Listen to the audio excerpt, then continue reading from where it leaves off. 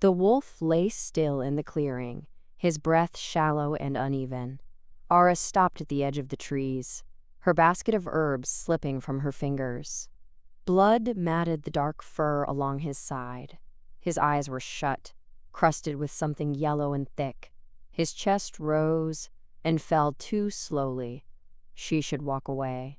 She should turn back to the cottage and bolt the door. Instead, she knelt in the soft moss beside him. His ears twitched at the sound of her skirt against the ground. A low rumble started in his throat, but it died before it became a growl. He was too weak to fight her. Ara pulled off her shawl and spread it beside him. She touched his shoulder gently, her fingers sinking into damp fur. "I'm going to help you," she whispered. "Please don't bite me." The wolf's head shifted slightly. His muzzle wrinkled, but he didn't snap. She slid her arms beneath him, one under his chest and one under his haunches. He was heavier than she expected, his body dense with muscle even in this weakened state. Ara stood slowly, her knees shaking with the weight. The wolf's head lolled against her shoulder. His breath was hot and sour against her neck. She walked carefully through the trees, her arms burning with effort. The path to her cottage was short, but every step felt longer than the last. By the time she reached the door, her vision had started to blur at the edges. She kicked the door open and carried him inside, lowering him onto the braided rug in front of the hearth. He lay still, his sides heaving. Ara lit the fire quickly, her hands shaking as she struck the flint. The flames caught and spread, throwing warm light across the small room. She fetched water from the basin and a clean cloth from the cupboard. Her father's voice echoed in her memory, calm and steady as he'd taught her to dress wounds and brew fever tea. She knelt beside the wolf again and dipped the cloth into the water. His eyes were the worst. The infection had sealed them shut, the lids swollen and crusted. She dabbed at them gently, soaking the dried matter until it softened. The wolf whined low in his throat, but he didn't pull away. "I know," she murmured. "I know it hurts." She worked slowly, wiping away the infection bit by bit. Beneath the crust, his eyelids were raw and red. She couldn't tell what color his eyes were, or if he could see at all. When his eyes were as clean as she could make them, she turned her attention to the wound along his ribs. The fur was matted with dried blood, and beneath it she could see 3 long gashes, deep enough to need stitching. Ara fetched her father's needle and thread, her stomach twisting. She'd sewn torn fabric and mended boots, but she'd never closed a wound this large. The wolf's breathing had grown shallow again. His body was hot beneath her hands, fever radiating from his skin. She threaded the needle with trembling fingers and leaned close. "This will hurt," she said softly. "I'm sorry." The first stitch made him jerk, a sharp yelp breaking from his throat. Ara's eyes burned, but she didn't stop. She pulled the thread through and tied it off, then started the next. By the time she finished, her hands were sticky with blood, and her back ached from holding still. She washed the wound again and wrapped it with strips of clean linen, winding them around his chest and tying them gently. The wolf lay quiet now, his breath rasping. Ara filled a shallow bowl with water and set it near his muzzle. He didn't move. She sat back on her heels and wiped her forehead with the back of her hand. The fire crackled softly. Outside, the wind moved through the trees, a low and lonely sound. She should be afraid. She should push him back outside and bar the door. But when she looked at him, all she felt was a strange, aching pull. He looked lost. Ara rose and fetched a blanket from her bed, draping it over his body. His ear flicked once, the only sign he'd noticed. She settled onto the floor beside him, her back against the stone hearth. "You'll be all right," she whispered, though she wasn't sure if she believed it. The wolf's breathing evened slightly, the rasp fading to something softer. Ara closed her eyes and listened to the sound of it, steady and slow. She woke to the wolf whimpering. The fire had burned low, and the room was dim. Ara pushed herself upright, her neck stiff from sleeping against the stone. The wolf was shaking, his body trembling beneath the blanket. His breath came in short, desperate pants. Ara pressed her hand to his side. His skin burned beneath the fur, hotter than it had been before. The fever had spiked. She stood quickly and filled the kettle, hooking it over the fire to boil. She pulled down her father's jars from the shelf, her hands moving on instinct. Willow bark for fever, yarrow for infection, chamomile to ease the pain. She brewed the tea strong and bitter, then knelt beside the wolf with the cup in her hands. "You need to drink," she said quietly. She tilted his muzzle up gently and poured a small amount between his lips. He choked and tried to pull away, but she held him steady. "Please," she whispered. "Please, try." He swallowed once, then again. She gave him more, a little at a time, until the cup was empty. Ara set it aside and fetched a cloth soaked in cool water. She pressed it to his forehead, then along his neck and chest, trying to bring the fever down. The wolf's shaking eased slightly, his breathing slowing. She worked through the night, changing the cloth every few minutes and brewing more tea when he would take it. By the time the first pale light crept through the window, the wolf had grown still. Ara sat beside him, her head bowed, her hand resting on his side. His heartbeat was steady beneath her palm, strong and sure. The fever had broken. She exhaled slowly, her shoulders sagging with relief. The wolf's ear twitched again. His head shifted slightly on the rug, turning toward her. Ara leaned closer, studying his face. His eyes were still closed, the lids less swollen now, but not yet healed. "Can you hear me?" she asked softly. His ear flicked toward her voice. She smiled, a small and tired curve of her lips. "Good," she murmured. "That's good." The wolf's breathing deepened, settling into the rhythm of sleep. Ara pulled the blanket higher over his shoulders and rose stiffly to her feet. The morning light was soft and golden, spilling across the wooden floor. She didn't know what would happen when he woke. She didn't know if he would stay or if he would run the moment he had strength. But for now, he was here. For now, he was safe. Ara walked to the window and looked out at the forest, her arms wrapped around herself. She had been alone for so long. And now, for the first time in months, the silence didn't feel quite so heavy. The wolf woke slowly that afternoon, his body shifting on the rug with a soft whine. Ara set down the basket of firewood she'd been carrying and moved to his side.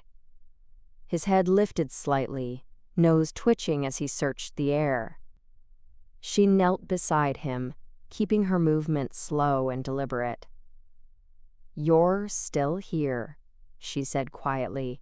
"That's good." The wolf's ears swiveled toward her voice. His muzzle turned in her direction, though his eyes remained closed. The swelling had gone down further overnight, but the lids were still dark with infection. She could see the tension in his shoulders, the way his muscles bunched as if preparing to flee. "I'm not going to hurt you," Ara said. She reached out carefully and rested her hand on his shoulder. He flinched but didn't pull away. His body trembled beneath her palm, but he held still. "I know you're scared." "I would be too." She rose and crossed to the small table where she'd left the broth simmering. She'd made it that morning from the last of her dried venison, adding herbs and root vegetables until the scent filled the cottage. She ladled some into a shallow bowl and carried it back to the rug. The wolf's nose lifted as she approached. His head turned toward the bowl, and a low rumble sounded in his chest. Not a growl, exactly. Something softer. Hunger, maybe, or recognition. Ara sat cross-legged beside him and placed the bowl on the floor. "Can you eat on your own?" The wolf didn't move. His head stayed tilted toward her, waiting. She sighed and dipped her fingers into the broth. It was warm but not hot, and she lifted her hand carefully to his muzzle. "All right," she murmured. "We'll do it this way." She touched her fingers to his lips, and he flinched again. Then his tongue flicked out, tasting the broth. He licked her fingers clean, and she dipped them again. They continued like that, slow and steady, until the bowl was empty. The wolf's breathing had evened out, and some of the tension had left his frame. Ara wiped her hands on her apron and reached for the cloth she'd left soaking in the basin. She wrung it out and turned back to him. "I need to clean your eyes again," she said. "It's going to hurt. But it has to be done." The wolf's ears flattened and a low growl rumbled through his chest. "I know," she said softly. "I'm sorry." She pressed the cloth gently to his left eye, dabbing away the dried crust and infection. The wolf jerked his head back, his lip curling to show his teeth. Ara didn't pull away. She kept her voice calm and even, speaking to him the way her father used to speak to frightened animals. "You're strong," she told him. "Stronger than you know." "Just a little longer." The wolf stilled. His growl faded, and his head lowered slightly. Ara continued her work, moving from one eye to the other with careful hands. When she was finished, she applied the salve her father had taught her to make, thick and cool against the raw skin. The wolf let out a long breath and sank back onto the rug, his body relaxed, his head resting on his paws. Ara sat beside him, her hand moving to his shoulder again. She stroked his fur gently, feeling the rise and fall of his breathing. "There," she said. "That's better." The days that followed fell into a rhythm. Ara woke each morning to find the wolf still on the rug, his body curled near the hearth. She fed him broth and cooked meat, always by hand, always with patience. He stopped growling when she approached, and his ears no longer flattened when she touched him. She spoke to him often, filling the silence with the sound of her voice. She told him about the forest, about the herbs she gathered and the rabbits she snared. She told him about her father, about the way he'd taught her to read the sky and predict the weather. She told him things she hadn't said aloud in months, and the wolf listened. He tilted his head when she spoke, his ears swiveling to catch every word. Sometimes he made soft sounds in response, low whines or quiet huffs that felt almost like answers. Ara found herself watching him more closely, noticing the intelligence in the way he moved. He never stumbled, even blind. He learned the layout of the cottage within days, navigating around the table and chairs with careful steps. One evening, as she sat mending a tear in her cloak, the wolf rose from the rug and crossed to where she sat. He lowered himself beside her chair, his shoulder pressing against her leg. Ara stilled, her needle hovering over the fabric. "You're trusting me?" she said softly. The wolf's tail moved once, a slow sweep across the floor.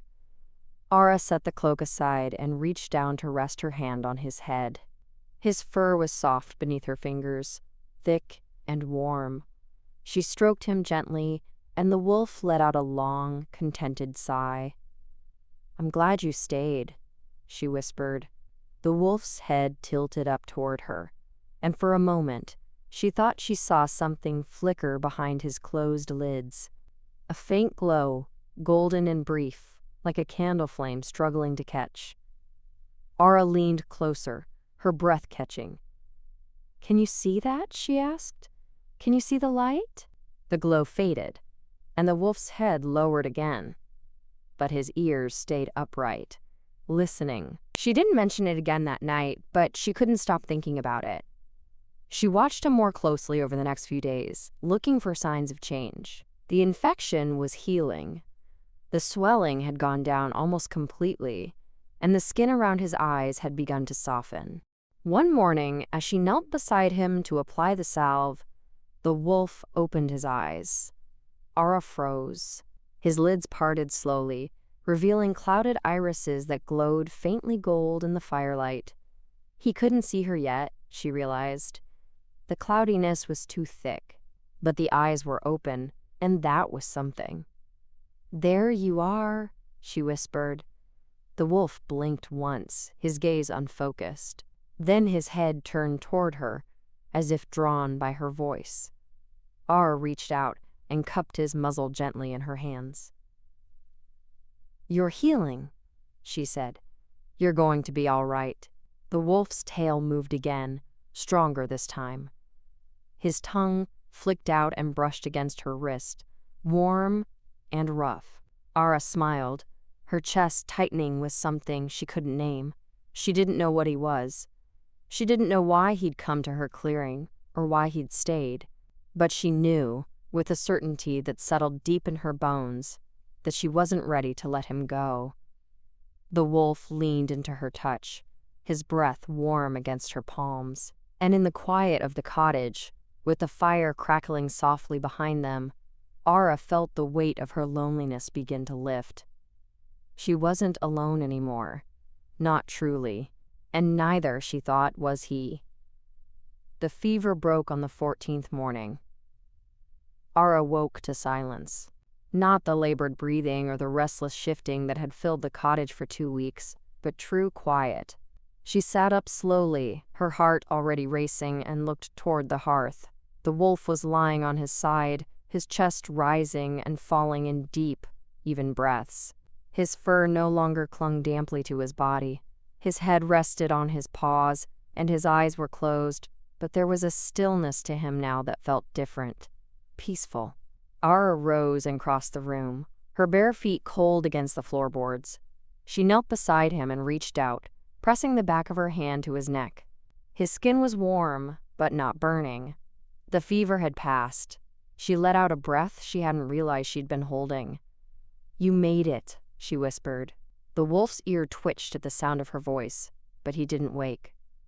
Ara sat back on her heels and watched him, relief flooding her chest. She had been so afraid, more afraid than she'd let herself admit. She built up the fire and set water to boil, moving quietly so she wouldn't disturb him. The morning light filtered through the window in pale gold streaks, softer than usual. It felt like the forest itself was holding its breath. When she turned back toward the hearth, the wolf was glowing. Ara froze, the ladle slipping from her hand and clattering against the floor. The wolf's body was outlined in faint light, golden and shimmering like dawn breaking over water. It pulsed gently, growing brighter, with each beat of his heart. She took a step back, her breath catching. "What?" The wolf stirred. His eyes opened, clouded and unfocused, glowing faintly gold in the strange light. He lifted his head and looked toward her, his gaze steady despite the blindness. Then his body began to change. Ara pressed her hand to her mouth, her heart hammering in her chest. The wolf's limbs stretched and lengthened, his fur receding into smooth skin. His muzzle shortened, his ears shifted, and his spine curved as his body reformed into something else. Someone else.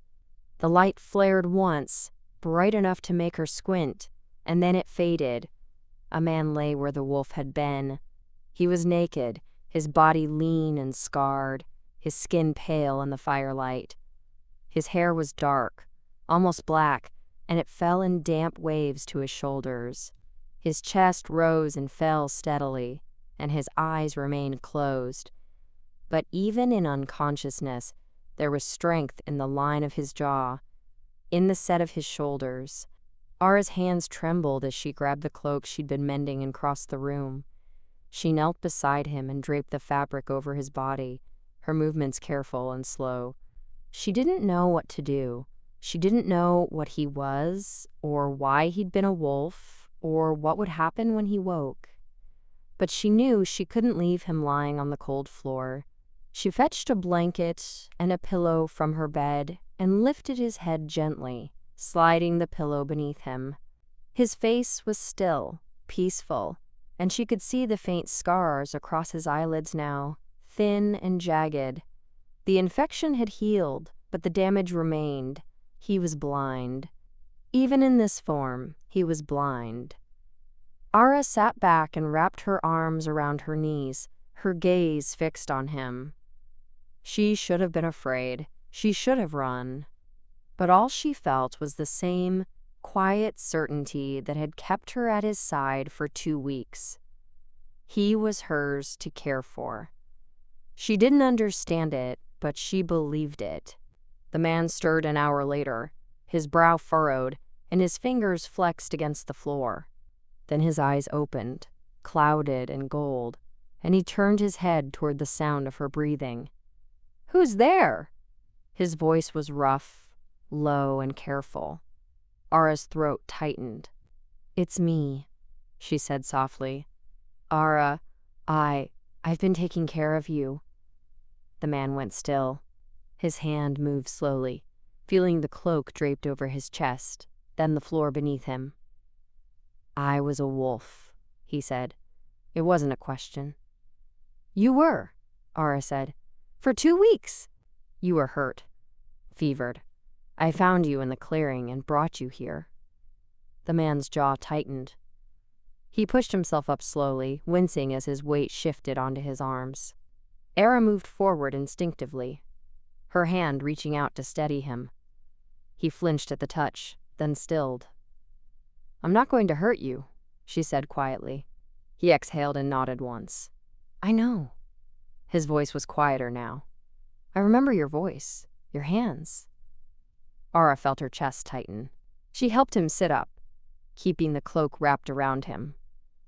"Can you see?" she asked. He shook his head slowly. "Not well. Light. Shadows. Nothing clear." She swallowed. "The infection is healing. Maybe it will come back." The man didn't answer. He turned his head toward the fire, his expression unreadable. "You should have left me in the forest," he said finally. Ara frowned. "I couldn't do that. You don't know what I am." "I know you needed help," she said. That was enough. The man's mouth curved, just barely, but the expression didn't reach his eyes. "You're either very kind or very foolish." "Maybe both," Ara said. He let out a soft breath, almost a laugh. Then his head lowered and his shoulders sagged. "My name is Kale," he said. I was an alpha, before the ambush." Ara's pulse quickened. "Ambush?" Kale nodded slowly. "They came at night. My own council. They wanted my territory, my title. I fought, but there were too many. They used silver and poison, took my sight, left me for dead." Ara's hands clenched in her lap. "That's why you were in wolf form." "It's easier to survive that way," Kale said. "Instinct takes over. The wolf doesn't feel the same. Loss." His voice cracked on the last word, and Ara felt her heart twist. She reached out and rested her hand on his arm, gentle and steady. "You're not alone anymore," she said. "You're here. You're safe." Kale turned his head toward her, his clouded eyes searching.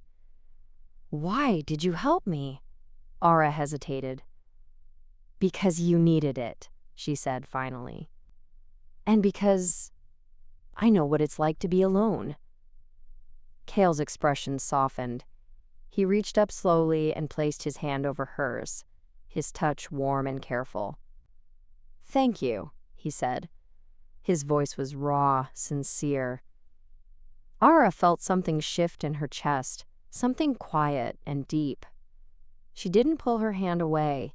They sat together by the fire, the silence between them no longer heavy but shared. And for the first time in a long time, Ara didn't feel the weight of her isolation pressing down on her. She had found him. And maybe, just maybe, he had found her too. The morning light filtered through the cottage windows, pale and soft. Ara woke to find Cale sitting at the edge of the bed, his head lowered, his hands resting on his knees. He was still wrapped in the cloak, but his posture had changed. There was less tension in his shoulders, though his face remained drawn.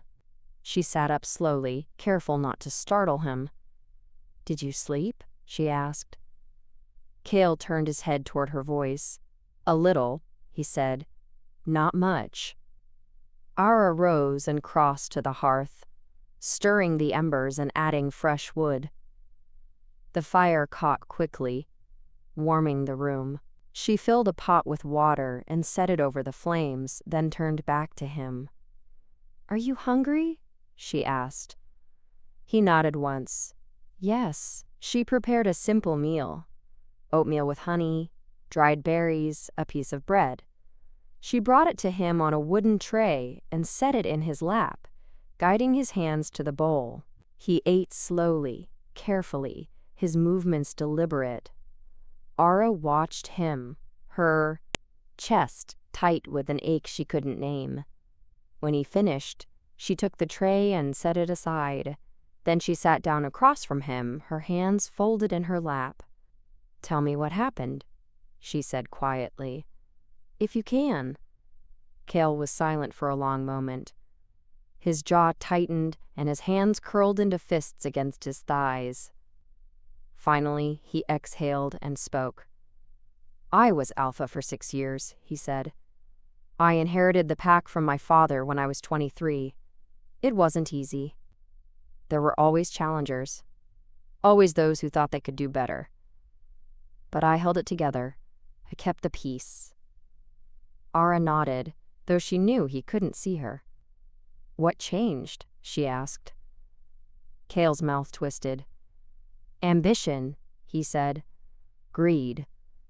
My second-in-command, Taryn, wanted more than his rank could give him. He convinced half the council that I was weak, that I favored the old ways too much, that the pack needed someone stronger." His voice was bitter, raw. "They came for me at night. Silver chains. Wolf's bane in the wine. I fought, but I couldn't stop them all. Taryn, he was the one who blinded me. He used a blade coated in poison. Said I didn't deserve to see the world I'd failed to protect." Ara's breath caught. She felt her hands shake, and she pressed them flat against her knees. "They left you to die," she said softly. Cale nodded. "I shifted into my wolf form before I lost consciousness. It saved my life. The wolf is harder to kill. But I couldn't stay. I ran. I don't even know how far I went. Days blurred together. I was fevered, blind, alone." He paused, his voice dropping lower. "I thought I would die in that forest. I thought maybe that would be better." Ara felt tears prick her eyes. She rose and moved to sit beside him, her hand resting gently on his arm. "You didn't die," she said. "You're here." Cale turned his head toward her. His clouded eyes searched, unseeing, but his expression was raw and open. "Because you found me," he said. "I don't know why you did it. I don't know why you didn't run when I shifted. But you stayed." Ara swallowed hard. "I couldn't leave you," she said. "I know what it feels like to be alone. To feel like the world has forgotten you." Cale's brow furrowed. "What do you mean?" Ara looked down at her hands. She hadn't spoken about this in a long time. The words felt heavy, unfamiliar. But sitting here beside him, she found she wanted to share them. "My father was a healer," she said. "He lived in the village, and people came to him when they were sick or hurt. I learned from him how to set bones, how to brew remedies, how to listen. He was kind, patient. He taught me everything. She paused, her voice quieter now. But when he got sick, no one came to help us. They were afraid it was catching. They stayed away. I did everything I could, but it wasn't enough. He died 2 winters ago. Cale's hand moved to cover hers. His touch was warm, steady. "I'm sorry," he said. Ara nodded, her throat tight. After he was gone, people stopped coming to the cottage. They didn't need me the way they needed him. I stayed because it was the only home I had, but I've been alone ever since. Cale's fingers tightened around hers. "That's why you understand," he said quietly. Ara met his gaze, even though she knew he couldn't see her clearly. "Yes," she said. "I know what it's like to lose everything, to feel like you don't belong anywhere anymore." They sat together in silence, the fire crackling softly beside them. Ara felt the weight of her grief ease, just a little, in the warmth of his presence, and she could see the same shift in him, the way his shoulders lowered, the way his breathing steadied. "I don't have a pack anymore," Cale said after a while. "I don't have a title. I don't even know if I'll ever see again." Ara's heart ached at the rawness in his voice. "You're still here," she said. "You're still you. That matters." Cale let out a slow breath. "I don't know who I am without it," he admitted. "Without the pack, without the bond. I've spent my whole life leading, protecting. And now you're healing," Ara said firmly. "And you're not alone." Cale turned his head toward her, his expression softening. "You say that like it's simple," he said. "It is simple," Ara said. "You're here, I'm here. That's enough for now." Cale's mouth curved into a faint, fragile smile. "You're stubborn," he said. "So are you," Ara replied. He laughed softly, and the sound warmed something deep in her chest. She hadn't heard him laugh before. It was quiet, a little rough, but real. "I want to help you," Ara said after a moment. "I want to help you heal, not just your eyes, all of it." Cale was quiet for a long moment. Then he nodded. "I don't know if I deserve that," he said. "You do," Ara said. "Everyone deserves a second chance." Cale's hand tightened around hers again. "What if I can't give you anything in return?" he asked. "What if I'm just broken?" Ara shook her head. "You're not broken," she said. "You're wounded. There's a difference." Cale exhaled slowly, and his shoulders sagged. "Thank you," he said quietly, "for seeing me, for not turning away." Ara felt her chest tighten. She reached up and brushed a strand of dark hair back from his forehead, her touch gentle. "You don't have to thank me," she said. "Just stay. Let me help you." Cale leaned into her touch, just slightly, and closed his eyes. "I'll stay," he said. His voice was soft, almost a whisper. "As long as you'll have me." Ara felt warmth spread through her, quiet and steady. She didn't know what the future held. She didn't know if his sight would return, or if the pack that had betrayed him would ever come looking. But she knew this. She wasn't alone anymore. And neither was he. They sat together by the fire, their hands still joined, and for the first time in 2 years, Ara felt the weight of her isolation begin to lift. She had found someone who understood, someone who needed her as much as she needed him, and that, she thought, was enough. The first flicker of gold came 3 days later, just after dawn. Ara was stirring the porridge when she heard Cale's sharp intake of breath. She turned quickly, wooden spoon still in hand, and found him sitting upright on the low cot, one hand pressed to his temple. "What is it?" she asked, crossing the room in 3 steps. "Are you in pain?" Cale shook his head slowly, his expression caught between confusion and wonder. "I saw something," he said. His voice was rough, uncertain. Just for a moment. A flash of light. Ara's heart quickened. She knelt beside him, searching his face. Light? She repeated. What kind of light? Gold, Cale said. He blinked slowly, as though testing his own vision. Like sunrise. It was there, and then it was gone. Ara felt hope rise in her chest, cautious but insistent.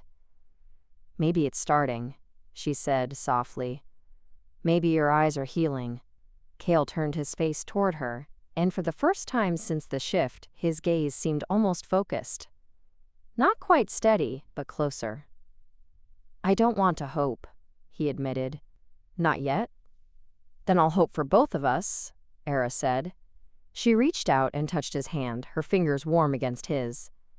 It's all right to be afraid. Cale's jaw tightened, but he didn't pull away. I've been blind for weeks, he said. I don't remember what the world looks like anymore. Then we'll help you remember, Ara said. She squeezed his hand gently. One flash at a time. Cale let out a slow breath, and his shoulders eased just slightly. Stay close, he said quietly. Please. I'm not going anywhere, Ara promised. The flashes came more often after that. Gold light in the corners of his vision, brief and fleeting. Cale described them haltingly, his voice cautious, as though saying the words aloud might make them vanish. Ara listened carefully, her heart lifting with each new detail. By the fourth day, he could see shapes, vague outlines, shadows that moved when she walked past. He tracked her movement across the room, his head turning slowly, and Ara felt something warm and fragile settle in her chest. You're doing it, she said softly. You're seeing me. Cale's expression was intent, almost hungry. Not clearly, he said, but yes, I can see you. Ara smiled, her eyes stinging with unshed tears. She hadn't realized how much she'd wanted this for him until now. What do I look like? She asked, her voice light, teasing. Cale tilted his head, his gaze moving over her slowly. Like light, he said. Like warmth. Like home. Ara's breath caught. She felt her cheeks flush and she looked down at her hands. That's not a real answer, she said, but her voice was soft. It's the only one I have, Cale said. His tone was honest, unguarded. You're the first thing I've seen in weeks, Ara. You're the only thing that matters. Ara looked up and met his eyes. They were still clouded, still edged with gold, but there was something new there now. Something that made her pulse quicken. Cale, she began, but the words caught in her throat. He reached out slowly, his hand finding hers without fumbling. I need to tell you something, he said. His voice was steady, but she could hear the tremor beneath it. Something I should have said days ago. Ara's heart began to race. What is it? Cale hesitated, and for a moment she thought he might pull back. But then he spoke, his voice low and certain. The bond, he said. The one I told you about. The fated mate bond. Ara nodded slowly. I remember. I feel it, Cale said. His grip on her hand tightened. When I look at you, when I hear your voice, when you're near me. It's there, Ara. It's you. Ara's breath stilled. The room seemed to narrow, the firelight dimming at the edges. You're saying... She paused, her voice barely a whisper. You're saying I'm your mate? Yes, Cale said. The word was simple, unshakable. I knew it the moment my sight began to return. I saw you, and everything made sense. Ara felt her chest tighten, a rush of emotion she couldn't name. Fear, hope, longing, all tangled together. That's why you've been staring, she said softly. That's why you wouldn't look away. Cale's mouth curved into a faint, fragile smile. I didn't want to scare you, he said. I didn't know if you'd feel it too. Or if you'd want it. Ara's throat ached. She thought of the past 2 weeks, the quiet mornings, the gentle conversations, the way her heart had begun to open again. She thought of the loneliness she'd carried for 2 years, and the way it had slowly, impossibly begun to ease. I do feel it, she said. Her voice trembled, but she didn't look away. I don't know what it is, or how to explain it, but when you're near me, I feel safe, like I'm not alone anymore. Cale exhaled slowly, his expression softening. You're not alone, he said. Not anymore. Ara felt tears prick her eyes, but she smiled through them. What does this mean? She asked. The bond. What happens now? Cale was quiet for a moment, his gaze searching hers. It means I'm yours, he said. If you'll have me. It means I'll protect you, stand beside you, for as long as you let me. Ara's heart swelled. She reached up slowly, her hand trembling, and touched his cheek. His skin was warm beneath her palm, rough with stubble, and he leaned into her touch as though it anchored him. I want that, she said softly. I want you. Cale's eyes fluttered closed, and a slow, shuddering breath escaped him. You don't know what you're giving me, he said. His voice was raw, almost broken. You don't know how much I need this. Need you.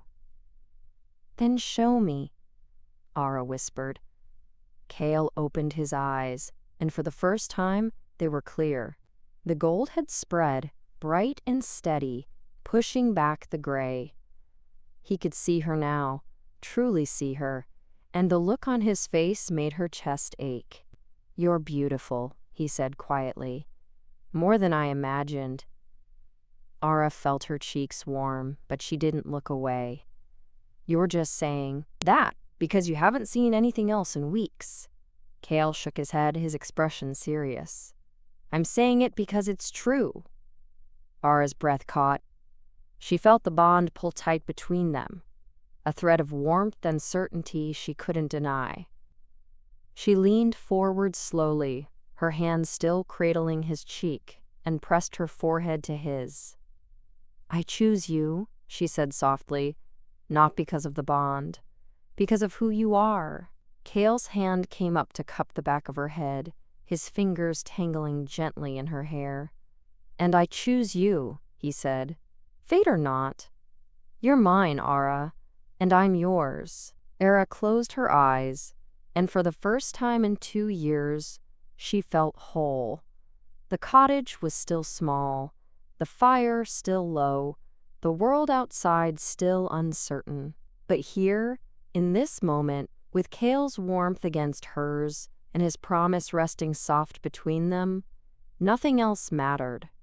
She didn't know what tomorrow would bring. She didn't know if his pack would come, or if the danger he'd fled would find them. But she knew this. She wasn't alone, and neither was he. They stayed like that, foreheads pressed together, breathing in tandem, as the morning light spilled gold across the floor. Outside, the forest hummed with life. Inside, 2 hearts found their rhythm, steady and sure. And for the first time in weeks, Cale smiled without hesitation, his golden eyes bright with hope. Ara pulled back just enough to see his face clearly. The gold in his eyes had settled now, bright and steady, no longer flickering. He was looking at her with a tenderness that made her chest ache, and she realized with a quiet thrill that he could truly see her, not just shapes or shadows. Her. I need to tell you something, Cale said softly. His hand was still tangled in her hair, his thumb brushing gently against the side of her neck. Something I should have said sooner. Ara's pulse quickened, but she kept her voice calm. Then tell me. Cale hesitated, his jaw tightening. She could see the tension in his shoulders, the way his free hand curled into a fist against his thigh. He was afraid. She felt it through the bond, a flicker of uncertainty that mirrored her own.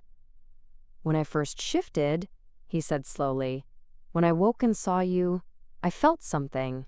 Something I didn't understand at first, because I'd been blind for so long. I thought it was gratitude. Or relief. But it wasn't just that." Ara waited, her heart pounding. She already knew, somewhere deep inside, what he was going to say. She'd felt it too, that pull between them that went beyond kindness or care. "It's the bond," Cale said quietly. His golden eyes held hers, unblinking. "The mate bond. You're my fated mate, Ara." She didn't flinch. She didn't pull away. She'd known, hadn't she? From the moment his eyes had cleared, from the first time she'd felt that thread of warmth tighten between them, she'd known. But hearing him say it aloud made it real. "I was afraid to tell you," Cale continued, his voice low and rough. "I didn't want you to think I was forcing this on you, or that you had to accept me because of fate. You've been so kind, Ara. You saved my life, and I didn't want to take that kindness and twist it into something you didn't choose." Ara's throat tightened. She reached up and covered his hand with hers, pressing his palm more firmly against her cheek. "You're not forcing anything," she said softly. "I feel it too, Cale. I've felt it since the beginning, even when I didn't have a name for it." Cale's breath hitched. "You? You feel it?" She nodded, her eyes stinging with unexpected tears. "I do. I thought it was just me being foolish. I thought maybe I was lonely, or imagining things. But it's not that. It's real." Cale closed his eyes, and a shuddering breath escaped him. "I don't deserve you," he whispered. "I don't deserve this." "Stop," Ara said firmly. She pulled his hand away from her cheek and held it between both of hers, her fingers wrapping around his. "You don't get to decide what I deserve. And you don't get to decide if you're worthy. That's my choice. And I'm choosing you, Cale, not because fate says I should, but because I want to." Cale opened his eyes, and the look in them nearly undid her. There was hope there, raw and unguarded, mixed with something deeper. Love, maybe. Or the beginning of it. "I don't know what the future holds," Ara continued, her voice trembling just slightly. "I don't know if your pack will come looking for you. I don't know if we'll be safe here, or if we'll have to run. But I know this. I know I don't want to face it alone. And I know I don't want you to face it alone either." Cale's hand tightened around hers. "I'll protect you," he said quietly. "No matter what comes, I swear it." Ara smiled, even as tears slipped down her cheeks. "And I'll stand beside you," she said, "for as long as you need me." "I'll always need you," Cale whispered. Ara leaned forward, and this time she didn't hesitate. She pressed her lips to his, soft and sure, and felt the bond flare bright between them. Cale made a low sound in his throat, his arms coming around her, pulling her close. The kiss was gentle at first, tentative, as though they were both still testing the edges of this new reality.